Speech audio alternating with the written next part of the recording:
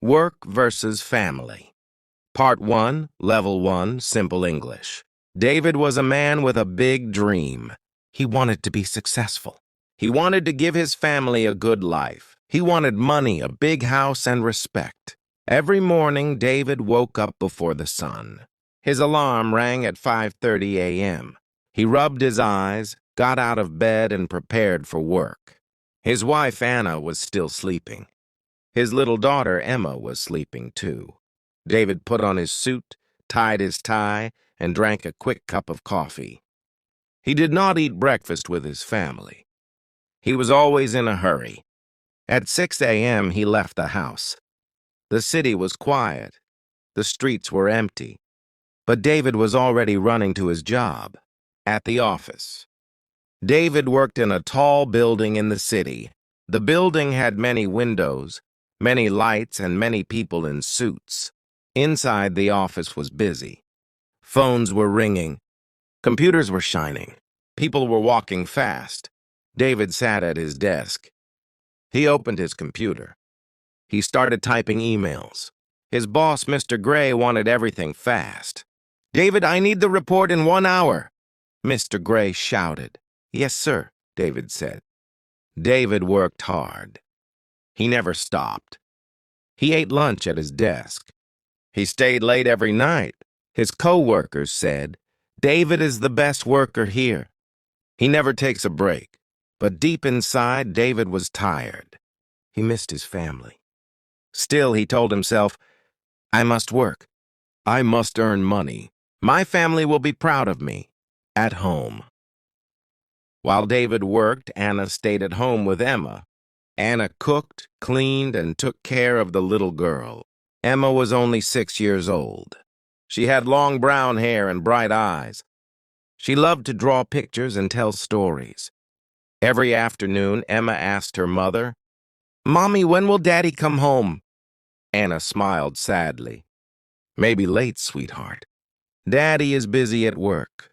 Emma waited. She played with her toys. She drew pictures of her family. But something was missing in every picture. Her father, a small request. One evening, David came home at 10 p.m. The house was dark. Anna was reading a book. Emma was already in bed. "David," Anna said, "Emma wanted to see you. She asked you to read her a bedtime story." "I'm sorry," David answered. "I had so much work. I'm very tired." The next morning, Emma woke up early. She ran to her father before he left. "Daddy, can you take me to school today?" she asked with hope. David looked at his watch. "I'm sorry, Emma, I have a meeting." "Maybe another day." Emma's smile disappeared. She nodded slowly. "Okay, Daddy." David kissed her on the head and rushed out. Emma stood at the window watching him leave again. The empty chair. At school, Emma's teacher asked the children to draw their families. The children drew mothers, fathers, brothers, and sisters. Emma drew her mother, herself, and an empty chair. The teacher asked gently, "Emma, who sits on this chair?" Emma whispered, "My daddy." "He is never home," the teacher felt sad. That evening, Emma brought the picture home. She gave it to her mother. Anna looked at it and sighed. When David came home late, Anna showed him the picture. David looked at the empty chair. His heart felt heavy. He did not say anything, but inside he felt pain. The conflict in David's heart. That night, David could not sleep. He thought about his life. He thought about his work. He thought about his family. "I am working for them," he told himself.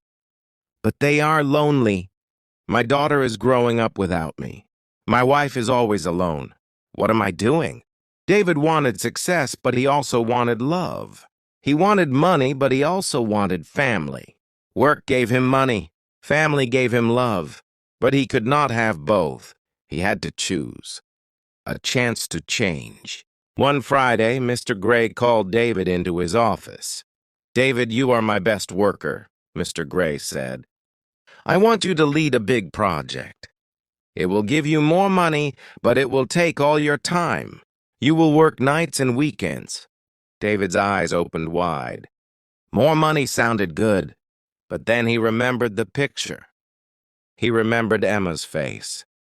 He remembered the empty chair. He went home that evening, still thinking. Emma ran to him. "Daddy, you are early today!" she shouted with joy. She hugged him tightly. For the first time in months, David sat at the table with his family. They ate dinner together. Emma laughed, Anna smiled, and David felt peace. The question. After dinner, Emma asked softly, "Daddy, will you stay home this weekend? Can we go to the park?" David looked at Anna. Anna looked back at him. He knew he had to decide. Would he choose more work and more money, or would he choose more time with his family? David's heart was heavy.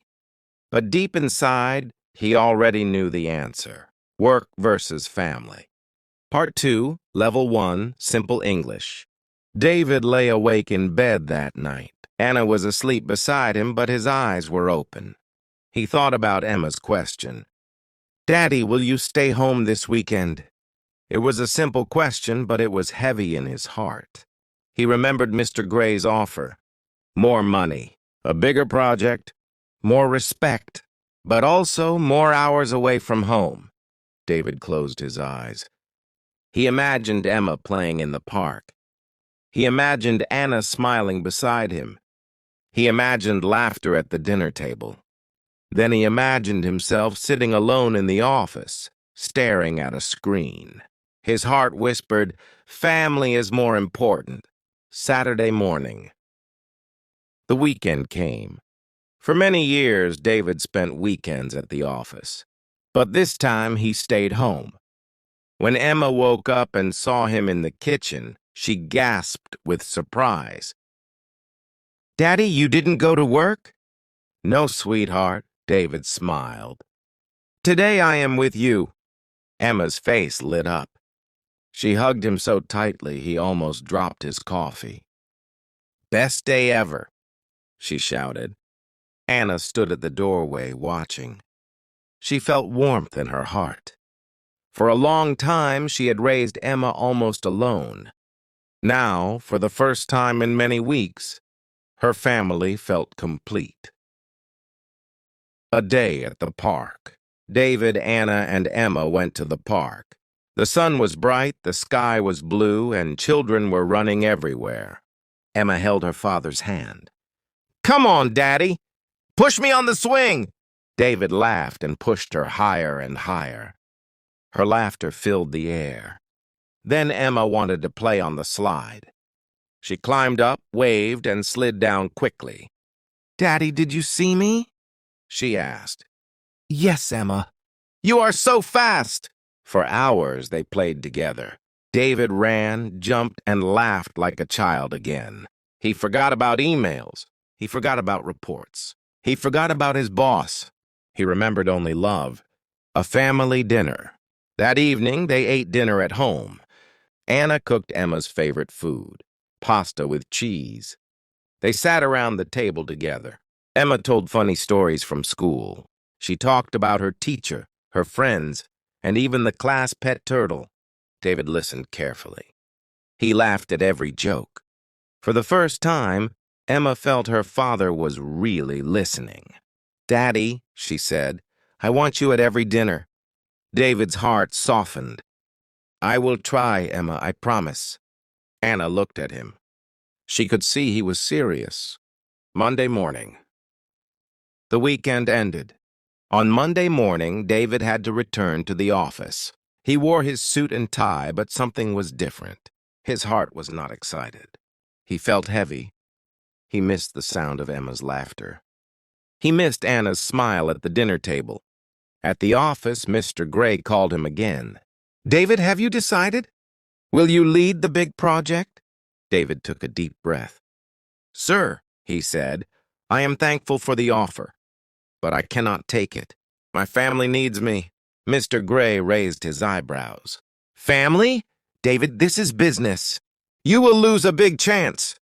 Maybe, sir, David said calmly. But my daughter is growing fast. I don't want to miss her childhood. Mr. Gray frowned. He did not understand. But David felt strong inside. Small steps. From that day, David made changes. He still worked, but he started small. He left the office earlier. He had dinner at home. He read Emma bedtime stories. At first, it was not easy. His boss was angry. His coworkers were surprised. But slowly, they got used to it. Every evening, Emma ran to the door. "Daddy, you are home!" Her smile was the biggest reward. Anna was happier, too. She no longer felt alone. She felt her husband was by her side again. The gift. One night, Emma gave David a little box. Inside was a picture she drew. This time, the picture showed 3 people. A mother, a daughter, and a father sitting together at the table. The empty chair was gone. "This is us now," Emma said proudly. David's eyes filled with tears. He hugged his daughter and whispered, "Thank you, Emma. You showed me what really matters." The challenge. But life was not easy. Bills still came. The family still needed money. David worked less, so his income was smaller. Sometimes Anna worried. "David," she said one evening, "are we going to be okay with money?" David held her hand. "I don't know, Anna, but I do know this. Love is more important than money. We will find a way." Anna nodded. She trusted him. She knew he was trying his best. A new idea. One afternoon, as David walked home from work, he saw a small bookshop.